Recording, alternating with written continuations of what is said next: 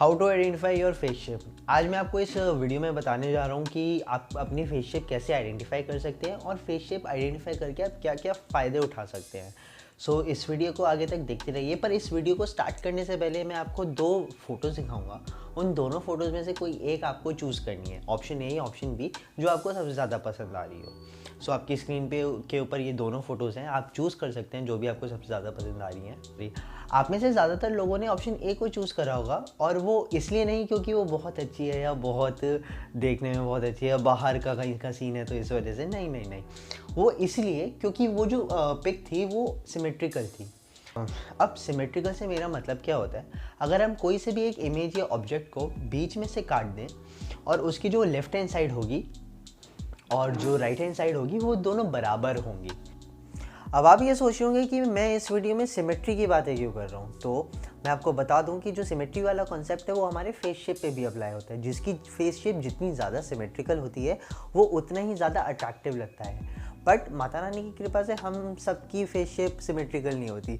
हो सकता है आपकी फेस शेप सिमेट्रिकल हो सकता है आपकी फेस शेप सिमेट्रिकल ना हो, वो डिपेंड करता है हमारे जेनेटिक मेकअप पे। बट हम एक ऐसा इल्यूजन क्रिएट कर सकते हैं कि हमारी फेस शेप सिमेट्रिकल लगे, पर उसके लिए हमें सबसे पहले पता होनी चाहिए कि हमारी फेस शेप क्या है। उसके अकॉर्डिंगली हम particular hair style, particular beard style, particular specs या गॉगल्स जो भी हमारे फेस पे सूट करते हैं और ज़्यादा हमें सिमेट्रिकल दिखाते हैं, वो हम उसके अकॉर्डिंगली चूज़ कर सकते हैं। तो आज मैं आपसे इसी बारे में बात करने जा रहा हूँ कि हम अपनी फेस शेप कैसे आइडेंटिफाई कर सकते हैं और कितने टाइप्स के फेस शेप होते हैं। इस दुनिया में जितने भी फेस शेप हैं उनको 4 फेस शेप्स में कैटेगराइज कर सकते हैं। वो 4 फेस शेप्स कौन से हैं? वो हैं आपका सबसे पहले स्क्वायर, उसके बाद सर्कल, उसके बाद ओवल एंड लास्ट में ट्रायंगल। अब बाकी जितने भी फेस शेप्स आते हैं वो इन्हीं 4 के अंडर आते हैं। तो आज मैं आपसे जो मोस्ट कॉमन फेस शेप्स हैं उनके बारे में बात करने वाला हूँ। इससे पहले कि हम आगे फेस शेप्स की बात करें, आपको कुछ मेजरमेंट्स लेने होंगे अपनी फेस शेप आइडेंटिफाई करने के लिए। वो मेजरमेंट्स क्या क्या हैं वो मैं आपको बताता हूँ। सबसे पहले आपको मेजर करनी है आपकी फेस की लेंथ। फेस की लेंथ मेजर करने के लिए आपको अपनी टिप ऑफ फोरहेड से लेकर टिप ऑफ चिन तक की लेंथ मेजर करनी है। उसके बाद आपको मेजर करनी है आपकी length of cheek bones. Length of cheek bones measure करने के लिए जो आपकी आंखों के नीचे वाला एरिया है, यहाँ से लेके यहाँ तक की लेंथ आपको मेजर करनी है। तो ये आ गई आपकी लेंथ ऑफ चीक बोन्स। इसके बाद आपको मेजर करनी है लेंथ ऑफ फोरहेड। अब लेंथ ऑफ फोरहेड मेजर करने के लिए आपको क्या करना है कि आपको यहाँ से यहाँ पे से स्केल रखना है और यहाँ से यहाँ तक की लेंथ मेजर करनी है।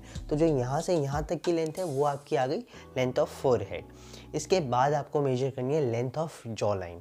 अब length of jaw line measure करने के लिए आपको अपनी चिन की जो टिप है और यहाँ से लेके ये जो जॉ लाइन जहाँ पे बेंड हो रही है, यहाँ से लेके यहाँ तक की आपको अपनी मेजरमेंट्स नोट कर लेंगे। अब जिससे कि आपको आपकी पूरी लेंथ मिल जाए जॉ लाइन की, आपको क्या करना है, जो आपकी एक साइड की लेंथ है ये उसको इंटू 2 कर देना है। तो फॉर एग्जांपल अगर मेरी एक साइड की लेंथ है 11 सेंटीमीटर, तो 11 इंटू 2 मेरी पूरी जॉ लाइन की लेंथ हो गई 22 सेंटीमीटर। तो ऐसे करके आपको अपने सारे फेस के मेजरमेंट्स ले लेने और एक पेपर पे नोट कर लेने। सबसे पहले बात करते हैं स्क्वायर फेस शेप की। अगर आपकी सारी लेंथ, आपकी लेंथ ऑफ फेस, आपकी लेंथ ऑफ जॉ लाइन, आपकी लेंथ ऑफ फोरहेड, आपकी लेंथ ऑफ चीक बोन और आपकी फेस लेंथ अगर सब बराबर है तो आपकी फेस शेप होगी स्क्वायर फेस शेप। अब अगली शेप की हम बात करते हैं, वो है ओवल फेस शेप। अब ओवल फेस शेप वालों की अगर आपकी फेस लेंथ आपकी चीक बोन से बड़ी है और अगर आपकी फोरहेड की लाइन आपकी जॉ लाइन से बड़ी है तो आपकी फेस शेप ओवल है। Round face shape. Round face shape में अगर आपकी फेस लेंथ और अगर आपकी चीक बोन दोनों ऑलमोस्ट बराबर है तो आपकी फेस शेप राउंड है। अब द थिंग इज कि राउंड और स्क्वायर में फ़र्क क्या आता है? राउंड और स्क्वायर में सिर्फ इतना फ़र्क है कि जो राउंड फेस शेप होती है उनका जो लोअर पार्ट होता है वो सर्कुलर होता है, लाइक एक हाफ मून की तरह होता है, और जो स्क्वायर होता है वो थोड़ा स्ट्रक्चर्ड होता है, मोर डिफाइंड होता है। हम अगली फेस शेप की बात करते हैं। अगली फेस शेप आती है ट्रायंगल फेस शेप। ट्रायंगल में क्या होता है कि आपकी जो सबसे लंबी लेंथ होती है वो होती है आपकी फेस लेंथ। फेस लेंथ के बाद आती है आपकी लेंथ ऑफ जॉ लाइन, उसके बाद आती है आपकी लेंथ ऑफ फोरहेड और सबसे छोटी लेंथ होती है हमारी लेंथ ऑफ चीक बोन। अगर हम डिक्रीजिंग ऑर्डर में बात करें तो सबसे बड़ी लेंथ होती है हमारी फेस लेंथ, उसके बाद आती है हमारी जॉ लाइन, उसके बाद फोरहेड एंड सबसे लास्ट में सबसे छोटी होती है वो होती है लेंथ ऑफ चीक बोन। तो अगली फेस शेप की हम बात करते हैं। अगली फेस शेप है diamond face shape. Diamond face shape में क्या होता है कि जो हमारी फेस लेंथ होती है वो सबसे लंबी होती है, उसके बाद आती है हमारी चीक बोन, उसके बाद आती है हमारी फोरहेड की लाइन एंड लास्ट में हमारी jaw line.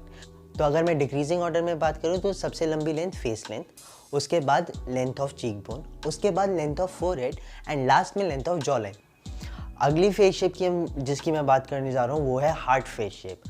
Heart face shape में क्या होता है कि जो हमारी जो लेंथ ऑफ फोरहेड होती है वो हमारी बड़ी होती है लेंथ ऑफ जॉ लाइन से, और जैसे जैसे ये नीचे आता रहता है हमारी जो चिन होती है वो पॉइंट होती रहती है, जैसे एक हार्ट की शेप में। और लास्ट में हम बात करते हैं ऑब्लॉन्ग फेस शेप की।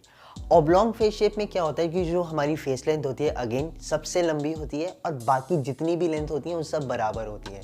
मतलब सबसे पहले आई आपकी फेस लेंथ, उसके बाद आपकी length of forehead is equals to length of jaw line is equals to length of cheek bones. तो अगर ऐसा आपका है तो आपकी फेस शेप ऑब्लॉन्ग है।